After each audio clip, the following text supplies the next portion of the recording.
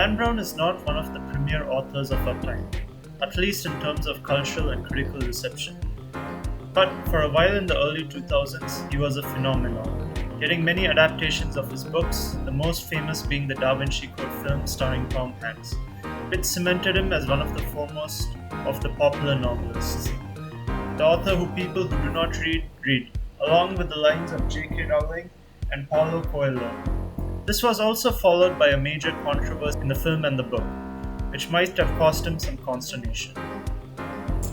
While the Da Vinci Code is certainly the most culturally relevant Dan Brown novel, he still remained a major fixture.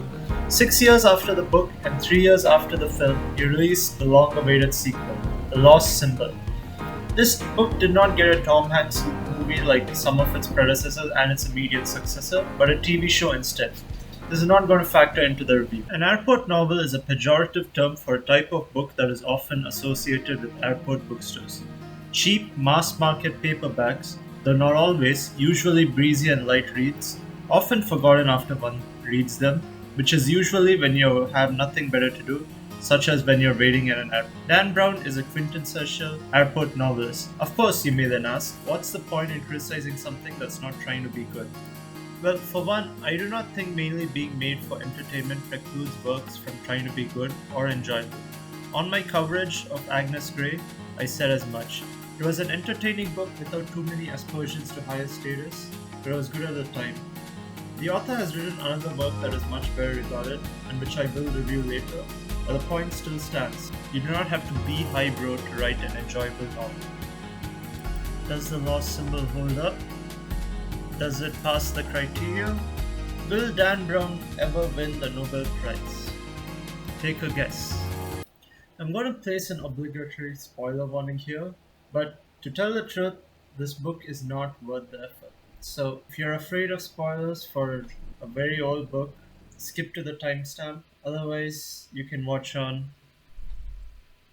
The story starts with esteemed professor and Harvard symbologist, which is not a real job, Robert Langdon, who is a guest lecturer at the US Capitol at the behest of a friend of his, Peter Solomon, who is a Freemason. He was asked to bring a strange parcel entrusted to him by Solomon to his meeting in DC. Robert Langdon is not an exceptional character. He wears a Mickey Mouse watch and likes puzzles. This is the extent of his characterization. A bland protagonist is not necessarily an issue, however. It just depends on how they are utilized. However, when he reaches, Langdon finds Solomon is missing, and he was actually called by a person called Malak, who cut off Solomon's hand and wants Rob to solve escape room puzzles for nefarious purposes. Langdon gets a call from the CIA director, who has a rough and gravelly voice. In the text, the character is not given any gendered pronouns in a move Dan Brown probably thought was a stroke of genius. Based on this, Robert makes a bold choice of referring to the character as a sir. If you're a person who has read more than a single book, or has seen even more than a single movie, you will know, and you'll probably be able to guess that where this is going next. Of course, surprise, the character is a woman.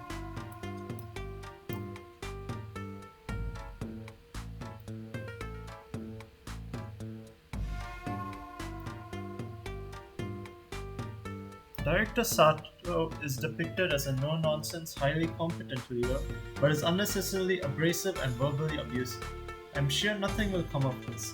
She informs Langdon of the bread post by Malak and tells them they need to work together. He fails to inform her about the parcel entrusted to him, but she finds out, and after some bickering, Robert is on the run from the CIA, helped by the Capitol's architect, a man by the name of Walter Bellamy, who is also a Freemason. Bellamy provides some exposition. We get a little bit of information about the antagonist, who is extremely tired out, kind of crazy, and has an obsession with the Freemasons, having infiltrated them in recent times. The second protagonist is also introduced here, Catherine Solomon, who is Peter's sister.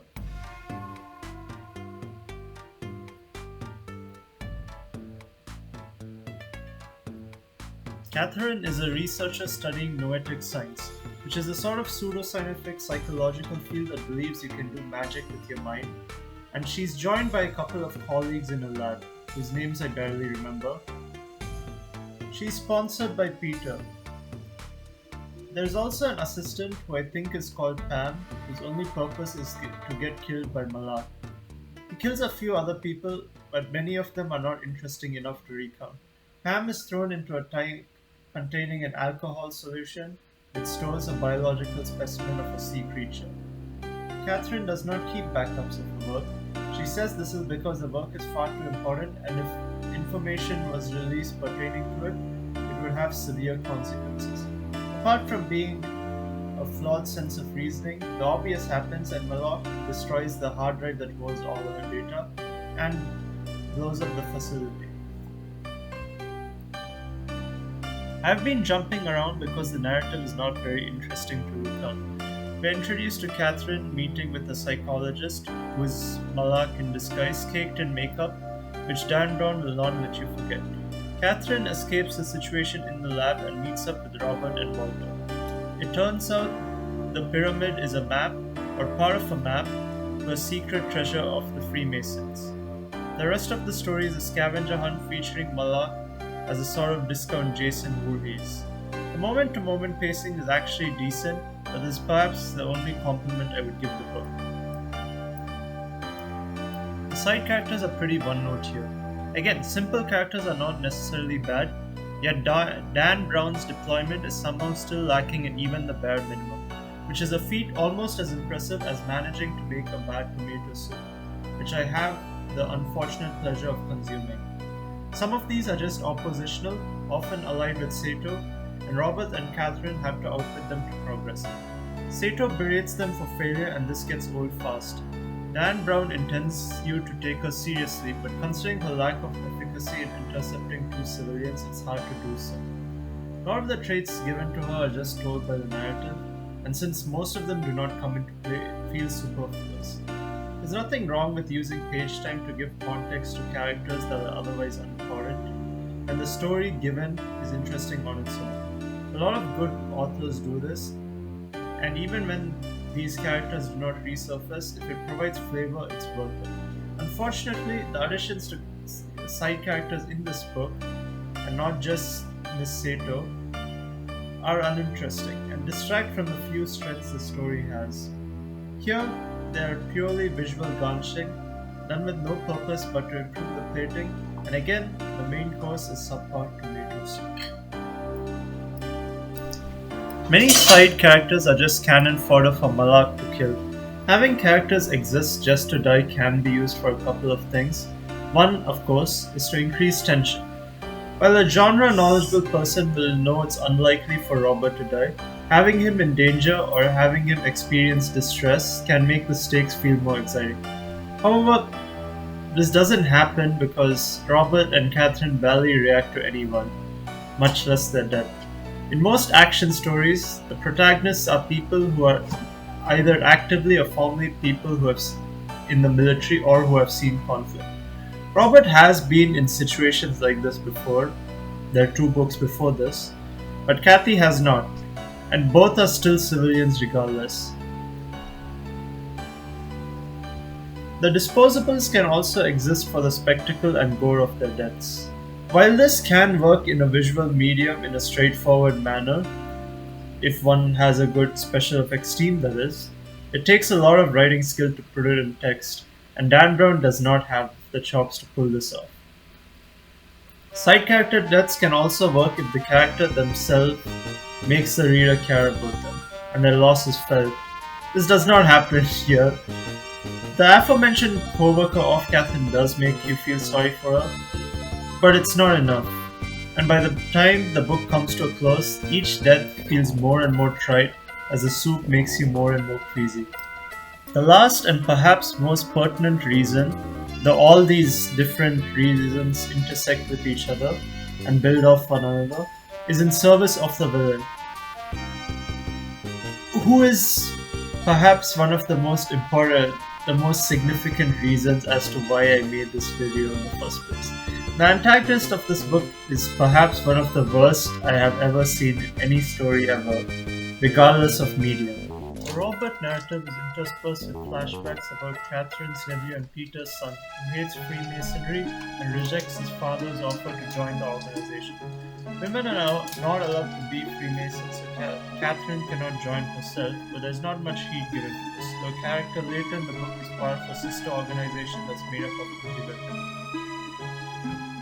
A lot of this part of the story feels like it was included so Dan Brown did not have to answer any questions about the moral fiber of his protagonist.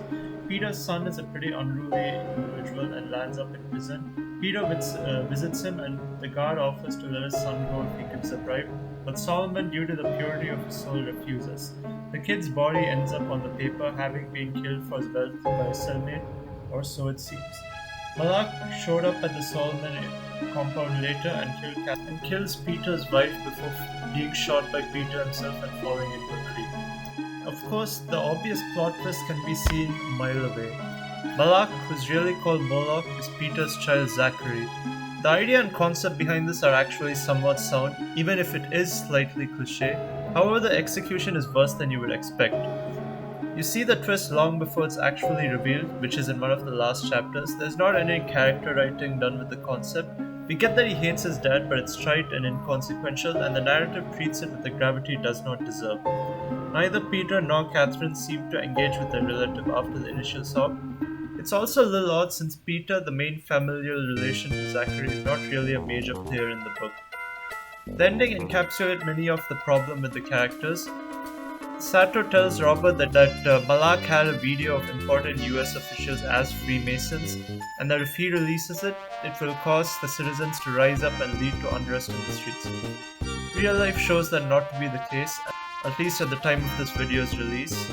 But even in 2009, apart from losing elections, there would not likely have been many long-term consequences for what is basically the expression of freedom of religion. One of the people in the video is a Supreme Court Justice, a position notable in the US for being extraordinarily stable and impervious to backlashes of public opinion. So Sato comes off as again a bit foolish. Robert and Catherine basically bumble their way into the Freemason headquarters while Peter, who had his head shaved off, is now being held at knife point by a nude Moloch. Moloch asks Peter to kill him, then reveals the truth about his relation. It turns out he wants to be sacrificed to become a powerful demon and thought he needed the Freemason's ultimate secret, a word of unimaginable power to fulfill its dreams. Peter tells him the word, he tattoos it on his head, then slips and dies. Peter then mentions the word that he gave was not the real one and reveals the truth to Langdon and Catherine. The real word, of course, was the Bible. Dan Brown, as I mentioned before, was in hot water with Christians, so I guess this is sort of like an apology, but this is, as a personal aside, this is quite cringe.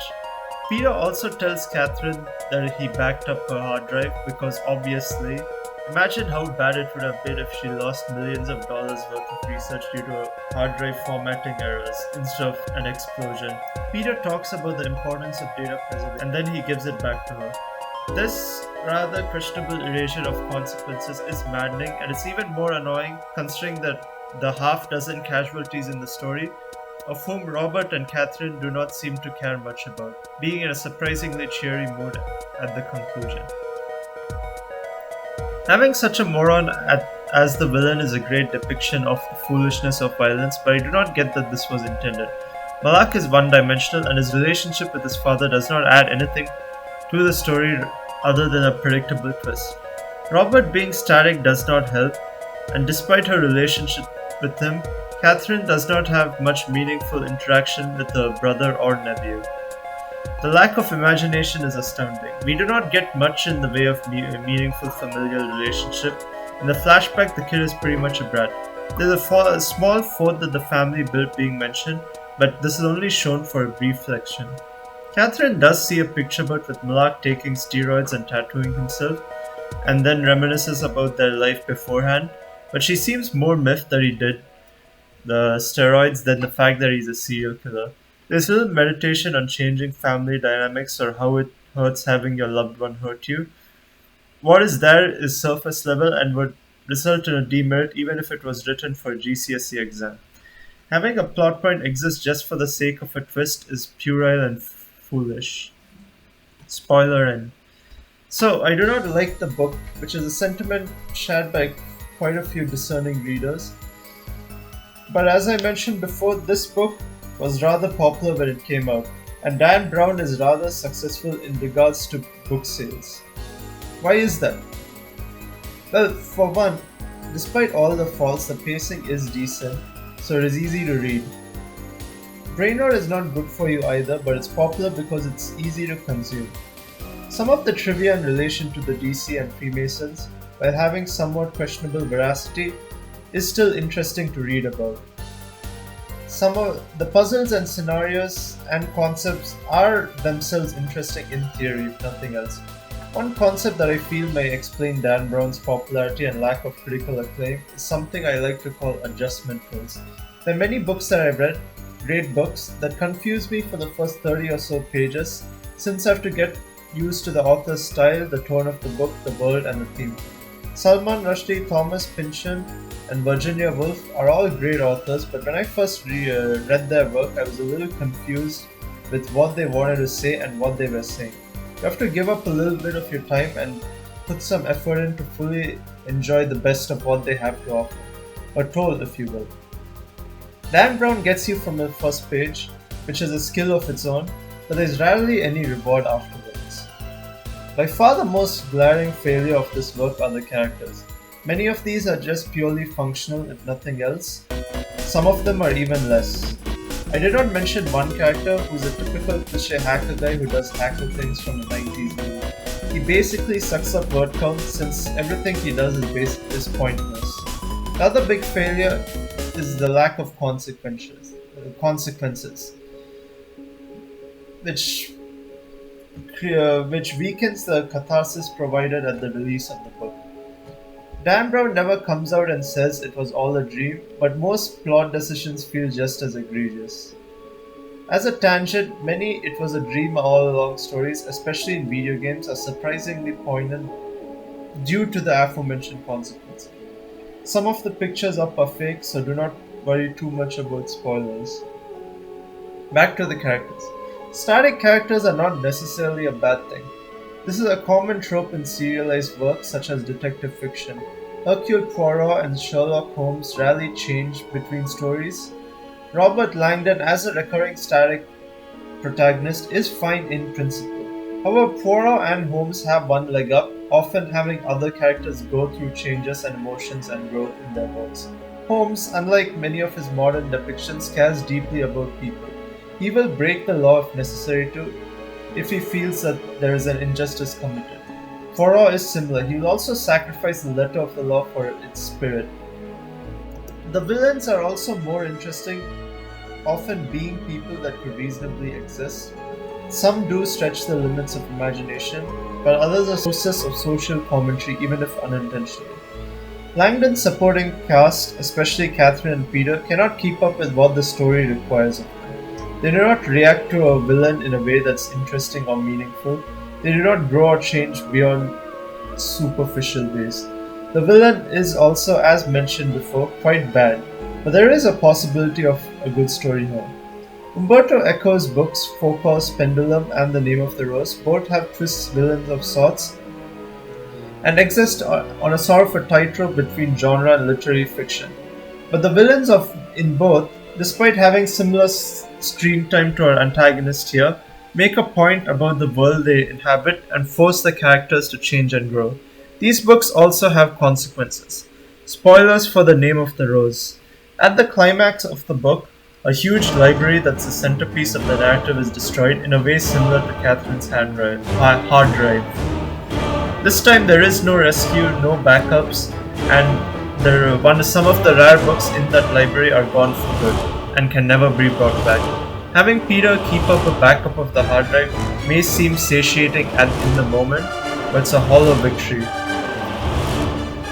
Echo has told about Dan Brown in an interview, and gets the sense that Brown is a background character in Foucault's Pendulum. I agree with that sentiment.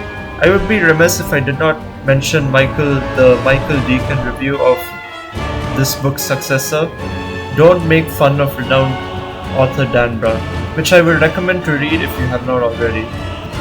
As for my final word, Dan Brown's The Lost Symbol is a weak, scurrilous work that wishes it did not exist, with an interesting hook, pacing, progression, and ideas that are wasted on pseudoscientific prattling, weak characters, a story with no point, a horrible villain, and extreme aversion to meaningful consequences.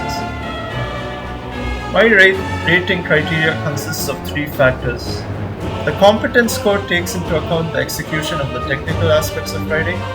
The excellence considers the relation of the work to others in the field in terms of scope, ambition, and creativity. Finally, the pair score uses my personal opinion and the prior scores to give a final rank. It gets a 2 in competence and a 1 in excellence.